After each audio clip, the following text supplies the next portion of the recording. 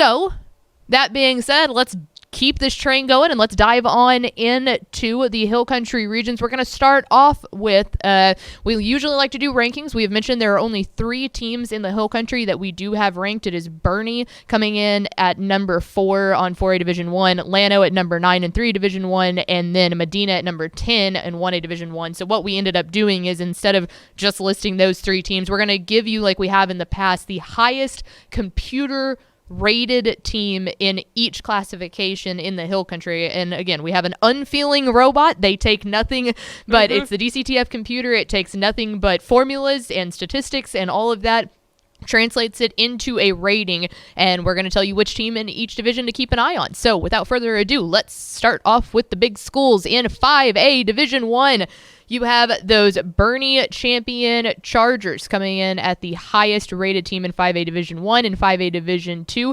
Kerrville Tivy, which they are actually the only 5A Division 2 team that we have listed in our Hill Country region. So it was not quite difficult to decide which one was going to be the highest rated team on that one. Regardless, congratulations to Tivy. They have a golf course out there that we used to have a golf tournament at every single year. That golf course kicked my ass. It is hard. That's funny. So anyway, every time I hear Kerrville Tivy, my eye twitches a little bit because I think of the 8 feet long deep bunkers that I was stuck in on every single hole. Side note. Then in 4A Division 1, we have the Boerne Greyhounds, like we said, 5-0, number 4 in our state rankings. We will definitely be talking about them a little bit more coming up. Going down now to 4A Division 2, it is one of my favorite mascots, the Divine War Horses. War horses? What's a war horse? A horse that goes to war. Okay, good, nice. Glad to clear that up. You answered my question. They have their stadium's name is Warhorse Stadium. I was amped up to say that on Bally. I was like, down to Warhorse Stadium we go. Like I really, pretty cool. I was feeling that one. In 3A Division 1, it is the number 9 ranked Llano Yellow Jackets. We'll talk a little bit more about them in a bit. And then 3A Division 2, it is the Natalya Mustangs. Now, this is interesting because they dropped their first 3 games of the season. Yeah. And then the past 2 weeks, and there was a bye week mixed in there, but the past 2 weeks, their past 2 wins have been really, really good heading into district play. So don't necessarily sleep on Natalya just because you take a look at that record. Just a tough, non-district schedule. Yeah. Moving on down to the smallest classifications here in the Hill Country in 2A Division 1. Jennifer talked about them a little bit. It's the Johnson City Eagles. They're off to a super hot start, 5-1 in their first year under Nelson Cordes. Their only loss coming to San Saba, which was a little bit interesting because San Saba's kind of hot and cold. All due respect to the Armadillos. But we love to see that. And like Jennifer was saying, they're in that same district. I think it's District 14 in 2A Division 1 with Mason. So that's a big small school district down in that neck of the woods that a lot of crosstown people, regardless of if you care about small school ball a whole lot, like they get up for those games. They enjoy them. 2A Division 2, it is the Rock Springs Angoras. Y'all know what an Angora is? I didn't. I had to look it up. It's a rabbit. It's a rabbit. It's a really fluffy rabbit. It's fast, too. That's a fast rabbit. They're speedy. Aren't most rabbits fast? This one's extra fast. Fat. So maybe that's what it is, because you were like, that's not the most intimidating mascot, but they're just super fast. Yeah, there we go. Yeah, I like that. They're showing people, like, we're speedy. Yeah. And then in 1A Division 1, this is the smallest classification in the Hill Country. It is 6-man football. There are no 1A Division 2, so it's just 1A Division 1. It's the number 10 ranked Medina Bobcats. They're 4-0 in district so far in their second in districts. Well, they're fixing to start district play in District 16, 1A Division 1. They're in their second year under Mark Coley, and I believe we'll talk about their quarterback here in a minute. Yes, but that is they're doing quite well for themselves down there. So there they are, the highest computer rated teams in each of the classifications in the Hill Country region. And so we've talked about teams. Let's transition over to our concierge vibes, Mallory Hartley, to break down some players to watch. All right, let's get into it. Players to watch in the Hill Country region. Starting off strong with Pleasanton linebacker Jace Krauskopf. Let's go. Let's go. You got it. She was practicing. I was before practicing. I saw that and I was like, man, I got to get this right off the bat here to start strong. Dude's got a big frame. He stands at 6'2", 250 pounds. And man, this dude is a hard hitter. And I think exemplifies what this linebacking core is really all about for that Pleasanton defense. What I like about this kid is that he's like one of those kids that's always involved in every single play. You know, he might not be able to make the tackle, right? But he can he always gets his hand right in there, you know, to force a fumble, tip a pass, or even cause offensive chaos. So far this season, he's had 55 tackles, 1 sack, 3 forced fumbles, 1 pass breakup, and 2 interceptions. That is a mouthful. He is that dude. He's just one of those guys that just enhances that defense so immensely. He's the heart and soul of that team. Shout out Pleasanton, because that is the hometown of our very own Willie the Wilk, as they call him down in those parts of the world. William Wilkerson, our social media and website guru. He was an all-state defensive back at Pleasanton back in the day. I'm pretty sure he had the opportunity to walk on at Texas, but he ended up going, I'm going to follow my career path, and now he's here dealing with us jokers. So say about what you will about Willie's choices, but they love him down in Pleasanton. So I'm sure that he's a big fan of Krauskopf. Oh, yes, I'm sure. Moving on down, let's talk about Bernie athlete Houston Hendricks. Just like his position, he's an athlete. Yep. I like it. He's quick and he's versatile. He's had 1 interception, 2 fumble recoveries in the game against Salado, and he also had an 18-yard reception in the game against Gregory Portland this year. Last season in total, let's go ahead and name off these stats because they're phenomenal. 101 tackles, 10 tackles for a loss, 2 interceptions, 4 touchdowns receiving, and 4 touchdowns rushing. When I say he's an athlete, and he does it all. Yeah, Bernie is full of Hendricks down there because they have their Coach Hendricks, and I believe Houston is his son, and I believe Hudson is also his son because Hudson is the youngest one. I think he's in his sophomore year, so I think they're a year or 2 apart. But yeah, all of them. I mean, that's a football family right there. It really is, yeah. Houston has looked. He really is. He's the kid that you can just go out there and ask to do anything, and I think that Hudson will be that when he gets older, but Hudson's been unbelievable on the defense.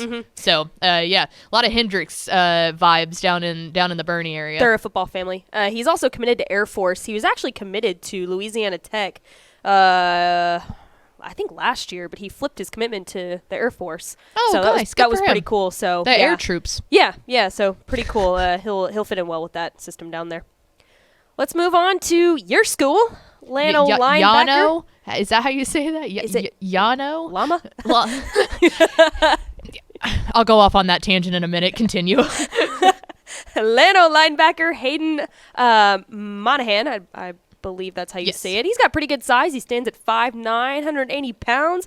And he's like, with his size, though, he's able to move around the field super, super easily and quickly. This season already, he's had 57 total tackles, 32 solo tackles, 3 sacks, and 1 interception. And he just anchors that defense over in Llano country. Yano. I was so pumped to see you put Hayden on there because, like Jennifer said, in this Llano team, it's so easy to get caught up in the Carson Kirkendall show, the Briggs Green show, the whole offensive side of the show.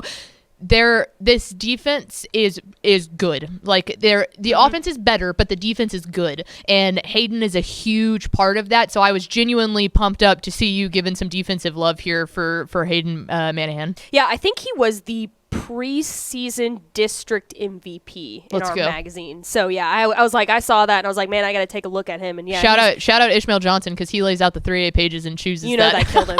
That absolutely just killed his soul right there. But well deserved. He has lived up to the hype so far.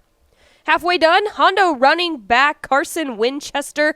He's that type of running back that you can hand the ball off to 20-plus times a game, and he is going to perform every single time.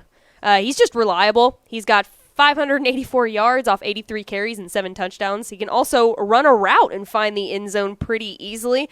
This year, he's got 48 yards off 4 catches in 1 touchdown. So he's pretty versatile. He's just been a huge part of this offense this season already. Oh yeah. He's the catalyst. Yep. He's the mitochondria. The powerhouse of the cell. He's the mitochondria. A lot of these guys are mitochondrias, I would say. But yeah, maybe you can be our that's what we should. Concierge of vibes of the mitochondria. The Maybe mitochondria that's what we need to of name vibes. it. Yeah, I like that. We're thinking here. I like when we come up with ideas mid-show. Mid-show. And we just talk it out. Because why not? Because why not? 2 left. Let's go with DeHannis, running back and defensive lineman Leighton Herman. He's a 6'2", 180-pound guy playing for a 2A school. That's pretty big for a 2A school. Last season, he had 348 yards, 6 touchdowns rushing, and 6 sacks. This is a really good team that really benefits greatly having Herman play really on both sides of the ball. Dude, that's a unit. Like that's a whole unit. That is right a there. man amongst boys. Yeah. Yeah, if anything's a unit, he's a unit. Yep. Yeah, he benefit. Yeah, and I like seeing players like that that are big but also super versatile like that. You know, and can move. And they can move too. You know, he plays on the defensive line. He's also a running back too. So like you've got to be quick, you've got to be versatile, and you've got to have like the right size to do that. And especially at that level, you can get so used to just being the biggest kid on the field that you don't necessarily focus as much of your time, because if you can just absolutely squash this little 5'6", 170-pound guy that you're going up against, then it's like, oh, why do I need to work on my footwork? Why do I need to work on my tackling ability when I could flick him? You know, and exactly. it's like, yeah. Well, if you see a kid doing that, he's a good athlete. He's determined to get better, and I think that's super cool because it's easy to just say, nah, you're just big. Just go out there and stand there. You. Yeah, just be a wall out there. Exactly. You know, on the line, stick him on the line, and just be a wall. All right, let's round it all out. We mentioned him earlier, Medina quarterback Wyatt Boatman.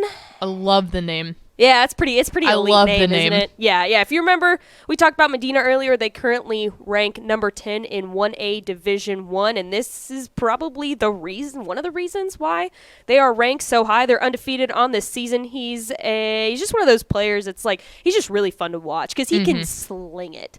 I really like watching there's so many different styles of quarterbacks around, and I like to see a one that can just absolutely fling it and also target super easily. Also, too, in the 1A level, you don't typically see that. Right. Like, being really honest, you're going to see a lot of keepers, and it's going to be handoff. It's going to be keepers that are going to sit there or, pitch it back to someone type of things, just kind of move the ball and then run. So, yeah, a 1A quarterback that's got an arm, that's a lethal weapon that not many people have the luxury of finding at that level. Yep. And just to back him up, last season, he put up 2,584 yards, 48 touchdowns, only 5 interceptions in 10 games. And that's a pretty good ratio.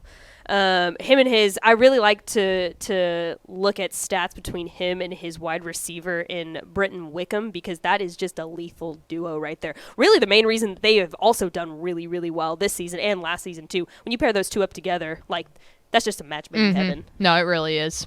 So there you go. There are your players to watch in the Hill Country region. Like we said, there's just a lot of talent in that area, especially in the smaller ranks, which I really enjoy too, seeing those smaller. So some of those players in the smaller regions and smaller rankings. So there you go.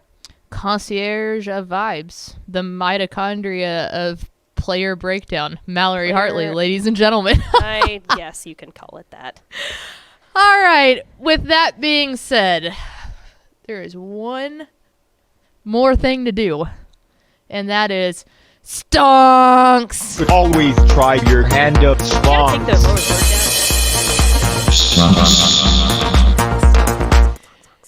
the Oops. That's. You know what? It's probably better safe than sorry before I try to say something about stonks and I get so excited I just end out blurting great like I did last week. We aren't perfect here. There's never a perfect show. There never can be a perfect show. Right? We strive to get mediocre at this point. We strive for mediocrity. That's it. It is time for stonks, where we gauge on the stonk report if you are trending up, if you are trending down. And we are going to start off with a team that we have talked about quite a bit, but we'll take a little bit deeper dive here in the number 4 ranked team in 4A Division 1, and that is the Boerne Greyhounds. Are you buying? Are you selling? What do the stonks look like? I would say the stonks are trending in a very high path. The chart is headed up. I'd say that too. They're off to a 5-0 start. Their first district game is going to be this week, again against Uvalde. What more can we say about that? But this is a Uvalde team that has looked very good. I don't know if they're necessarily up to the level that this Boerne team is on. I think that this one could get kind of bad for the Coyotes in the second half. But what Coach Shea Hendricks has done in his 5th year, I mean, he has established a winning program at Boerne that continues to look good year in and year out. We talked a lot about, obviously, he has Houston Hendricks, his son, he has Hudson Hendricks, and then you heard Jennifer talking about some of their other running talent that they have. This is a team that is very, they've got a lot of weapons they can use. They spread the ball around. They're a pretty even offense. They've got a good-looking defense, and they're trying to get their 3rd straight outright district title. They're in District 14 4A Division 1. I think that when you look at the rest of that district, that Somerset will have something to say about that. Yeah, Good. No, I was just going to say, I think that I think they're going to go undefeated in the regular season. I mean, I think there's no question about that. I think Somerset's good, but I don't think that they even compare to what this Boerne team is. No, and Tepper and I talked about it on Tep and Step, funny enough, Steps in Jamaica. Doing you had to do Rasta Man Tep and stuff. Step. Yeah, so I did Tep and Step, but we talked about it from their week 6. We just don't know what to make of Somerset. They almost don't have, like they're a good team, but I just don't know if they have a consistent identity to their program right now. And so the week 6 result left a little bit of a bad taste in our mouth, but regardless, they play that game on the 28th. It's week 10. So that should be the district title game, but I think that if they win that game, they go on and they will be district champions for the 3rd straight year. And when you look at that region as a whole, obviously being down there in Region 4 and 4A Division 1, last year they made it to the regional semifinals. They lost to Austin LBJ, the eventual state runner-up. Well, Austin LBJ, you said it earlier, they're not there anymore. Yeah. So it's kind of like, all right, who are we looking at? If I had to guess right now, I would assume that they would get the top seed in District 14. Yeah. And I think Corpus Christi Cal Allen is going to get the top seed in District 15. And at this point, I think that you can almost see what they do against Somerset, but almost but assuredly put that in as the regional final. I think those are clearly the 2 best teams. Cal Allen's number 3 in our rankings right now. So those are 2 of the top state ranked. That would be a banger. That would be a really good game. Good. But it's possible at that point in the year. It also who's healthier, how battle tested has each team been. But Cal Allen looks like a murder machine right now. Yeah. We were talking about it earlier. We think that they just put up so many points, and they don't allow many points either. Mm-mm. And Boerne's done that in a couple games already this season. But that's not every game. I mean, they've had a couple games where it's been within 2 scores, and Cal Allen's just blowing people out of the water. Right. And they've had a couple of shutouts this year too. Because Cal Allen, if you remember, their defensive coordinator took over for Phil Danaher, Coach Steve Campbell, and so their defense that has been outstanding for 40 years now, it's because of Steve Campbell. Right. So it's like that we knew. But the thing that this Cal Allen team that is doing that is so dangerous in my mind is that they always run the ball. Always run the ball. Coach Danaher, old school ball coach, could not stand passing the ball. Steve Campbell's let them kind of be loose and saying, hey, we're not going to be a pass-heavy offense, but we're going to say, hey, it's not a sin to pass the ball, basically. And so I think that you can basically pencil that in as your Region 4 regional final in 4A Division 1 between those 2 teams. That will be a very fun game, but interested to see what Boerne does. But I think stonks are up. Stonks are high. Stonks are high. And then one more stonk report. Homer. Sting 'em. The Llano Yellow Jackets in 3A Division 1. They're in District 13. They are in Region 4. They're currently ranked 9th in our DCTF 3A Division 1 rankings. Yeah, I know it sounds like a homer, but you cannot tell me that they're not one of the top 2 favorites in that region. I mean, this team, Stonks are up. Stonks Plain are and clearly simple. up. And I think that you saw against Coleman, Matt Green, the head coach of Llano, he's been there since 2017. He won his 44th game as a head coach of Llano. That's the winningest Llano coach of all time. Yeah, that's wild. Just 44 games. I have seen a lot of really bad Llano football in my day. I was born there. I was raised there. It was 18 years of bad football.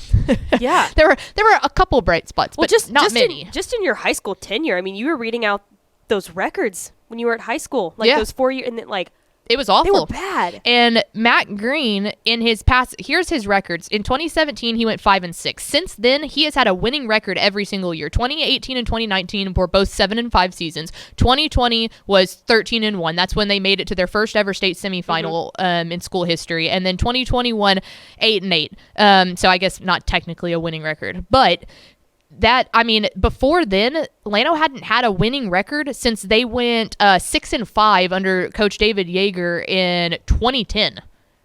I was in high school from 2011 to 2015, so the 14 season would have been my last season, and we won. I think our most winning year was like 4 games. So it was rough. A different time. Coach Green has done. I mean, like we said, that first year was 5-6, but you know what? Hey, you go in and you almost make the playoffs. They might have snuck into the playoffs that year, I think.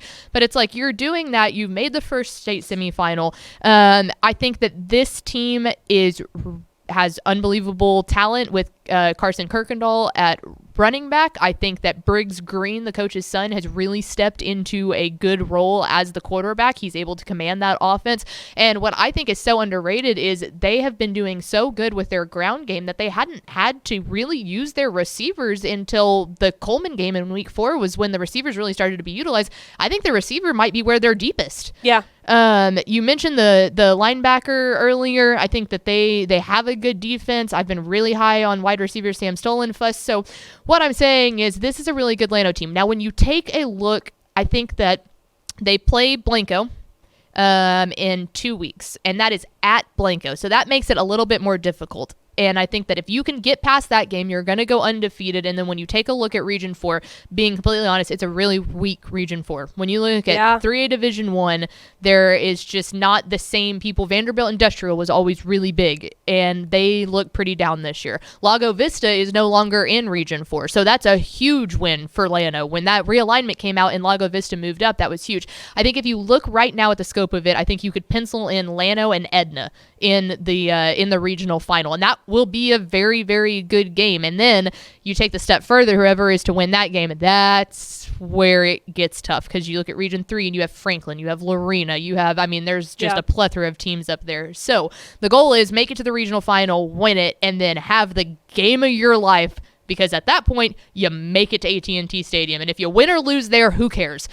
You make it to AT&T Stadium. Right. I love how we say, like, oh, yeah, that's a weak region. Mm-hmm. Like, going through winning five straight games is so easy, you know? But, like, it's crazy how we can say that. But, yeah, I mean, relative, that is a pretty weak region, you know? But if you regardless, that's hard. Right. If you compare it to Region 3 and because I'll pull that up real fast. Region 3, I mean, you have that District 11 in Region 3 alone, Franklin, Lorena, and Little River. I mean, that's a gauntlet. That's probably the toughest district in and of itself. Terrifying. But then you look at District 12 and you have Hallettsville has been playing pretty well. And then here's what's going to kill me.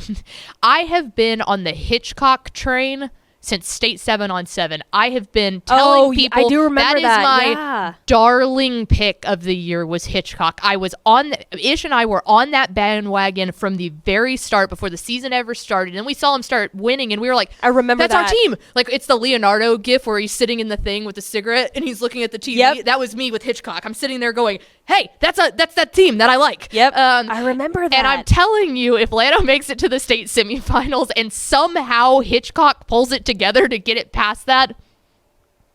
Well, at least, I mean, It would be my darling team that did it. well, yeah, you can't lose here. Yeah, exactly. Lano Either way. either makes it, and you're happy there, or you can say, yeah, I called Hitchcock. Yep. I did. But you can't lose. I think Lorena and Franklin are still the favorites in Region 3, so that's where the gauntlet is really going to come into play in that state semifinal. But hey, make it to the regional finals, go out there, win it, and then see what you can do. So, sting 'em. Stonks are up. Stonks are up a lot. My rant earlier was going to be that, hi, Llano ISD. It's your friend, Ashley Pickle. We should not be the Llano Yellow Jackets. We should be the Llano Llamas. Oh, that's right. Think about it. Double L, Yeah, Llano Llamas. Spit 'em. I feel like you're a big enough celebrity now to where you could just walk down there and be like, we should be the llamas. No, I think what I need to do is just design a llama shirt, and if I ever make it back down there, I just wear it, and I'm like, go llamas! If anything, it'll get some attention. Yeah, I don't think llamas are like scary. we're the orange yellow But- jackets. Like, So is Mineola, by the way. Ish and I were complaining Yeah. about that when we were. I We're love like, that it. makes sense. I love it. I love the color orange. I have no orange and black, great color scheme. Yes. But LLLL, it's right there. It's but on a yellow- silver platter. Yellow's got 2 L's. But we're orange. Oh, well, yeah, I see what you're saying. But Llano Llamas, just consider it. Just consider it. Yeah. Come on. Yeah. All right. There you go. That'll do it for Stonks and The show. for this show.